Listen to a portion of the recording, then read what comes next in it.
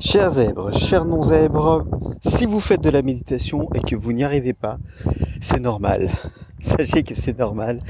Et je vous explique pourquoi tout de suite. Ce matin, j'ai fait du yoga. Rien à voir avec la méditation, allez me dire. Et pourtant, vous allez comprendre que si. Si vous n'arrivez pas à faire de la méditation, c'est parce que vous avez votre cerveau qui fuse sans arrêt.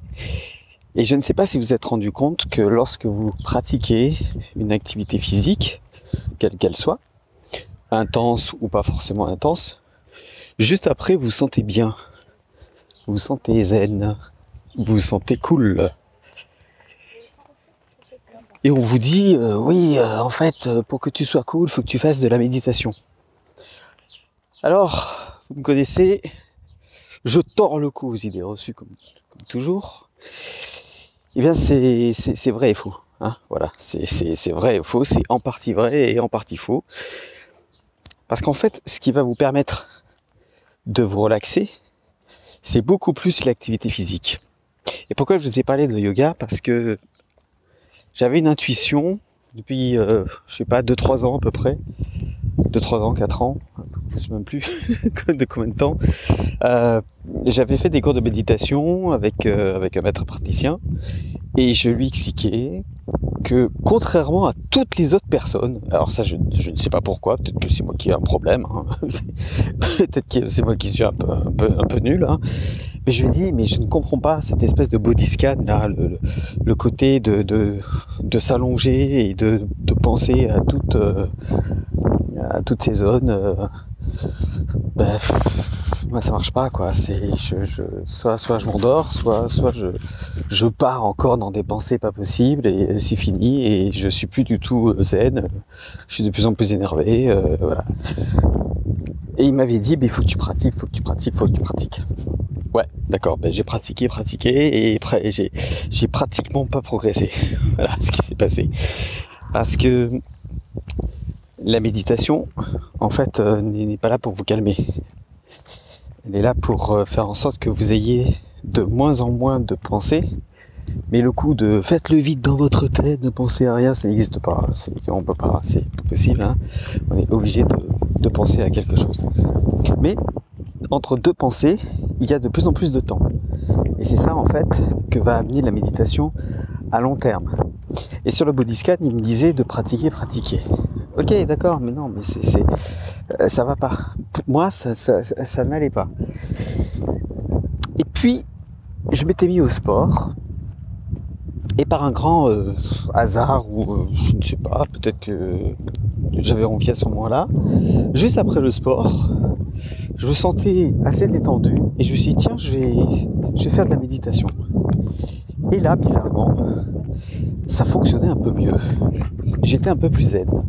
J'arrivais un peu plus à ralentir le flux de mes pensées. Je ne vais pas vous faire un cours sur la méditation. Je vous explique juste, je vais y arriver à ma diction, je vous explique juste pourquoi vous n'y arrivez pas. Pourquoi vous dites non mais moi ça m'énerve de plus en plus. Alors déjà, première chose, prenez un papier et un crayon, notez ça. Première chose, ne méditez jamais pour vous calmer. Jamais. Si vous méditez pour vous calmer, ça veut dire que vous allez méditer au moment où vous êtes énervé. Et la méditation ayant pour but de vous faire prendre conscience des choses, vous allez prendre conscience encore plus de votre colère, de votre énervement. Du coup, ça marchera pas. Vous allez être encore plus énervé. Et c'est normal.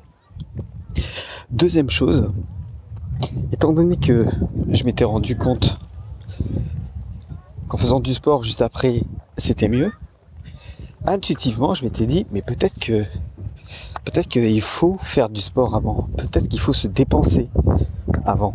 Peut-être qu'il faut utiliser son corps avant de faire de la méditation. C'était une intuition que j'avais comme ça.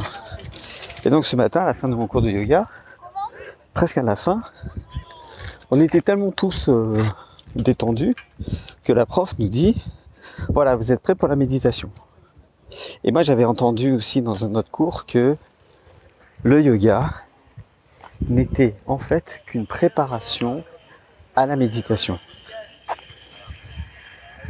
Parce que toutes les postures que l'on fait, etc., ça permet ensuite de rester longtemps à méditer et à voir passer le flux de ses pensées et ralentir et voilà. Donc je lui ai dit mais en fait c'est surtout que ça prépare à la méditation. Il me dit oui c'est ça, oui, t'as tout compris.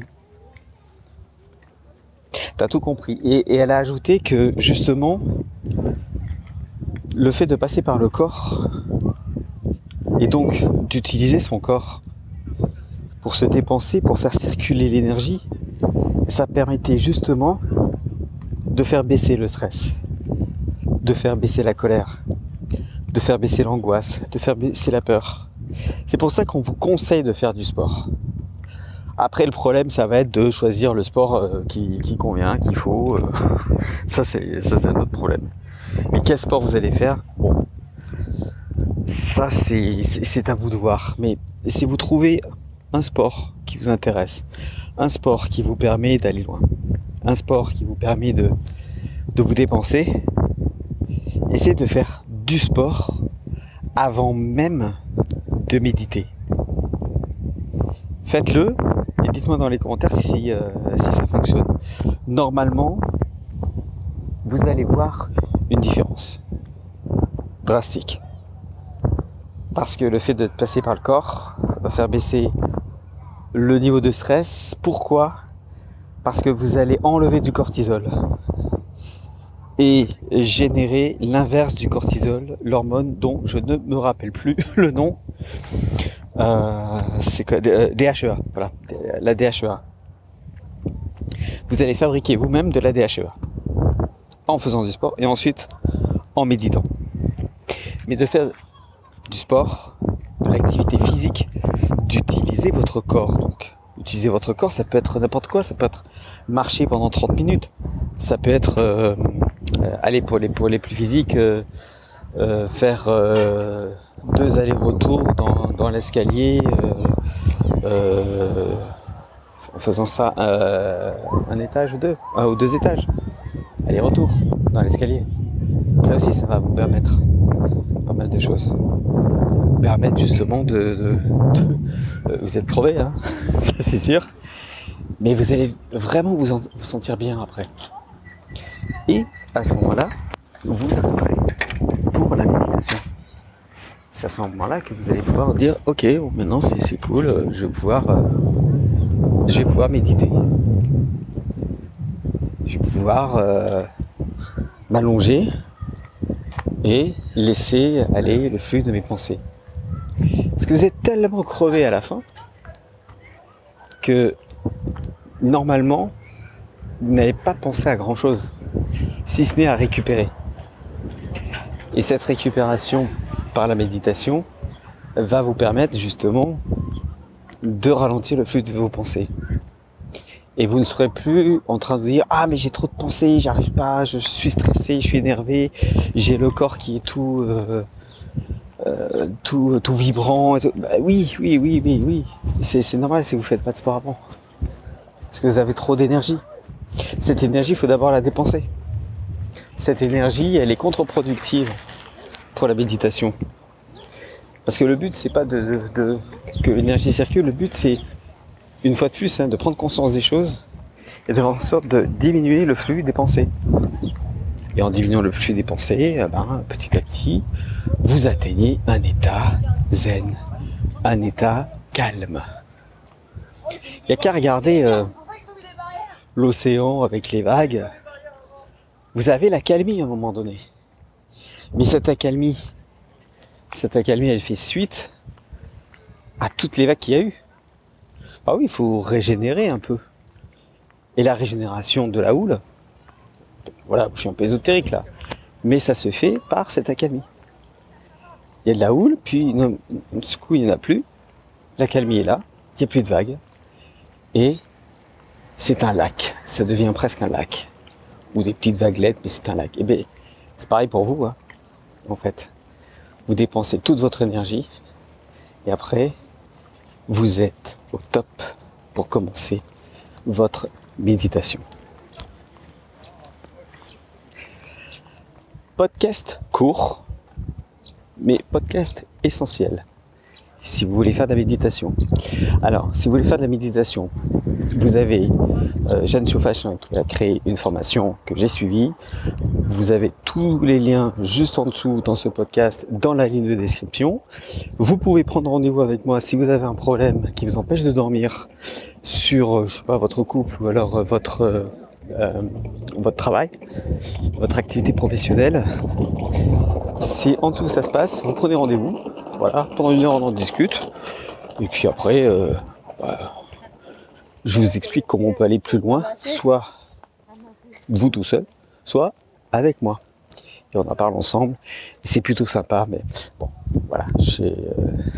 C'est à vous de voir. Si vous avez besoin, c'est en dessous que ça se passe. Merci d'avoir écouté ce podcast. Partagez-le. Et puis n'oubliez pas, écoutez ce que je dis, soyez sceptiques et vérifiez à la lumière de votre expérience. À bientôt. Salut.